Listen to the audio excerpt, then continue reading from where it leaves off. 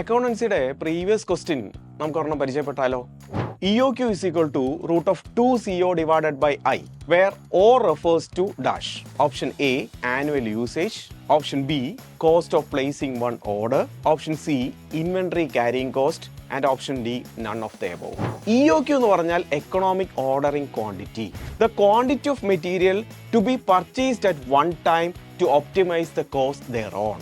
അതായത് ഒറ്റ പർച്ചേസിൻ്റെ സമയത്ത് എത്ര ക്വാണ്ടിറ്റി വാങ്ങിച്ചാൽ അവിടെ കോസ്റ്റ് കുറവായിരിക്കും, അതിനെയാണ് EOQ എന്ന് പറയുന്നത്.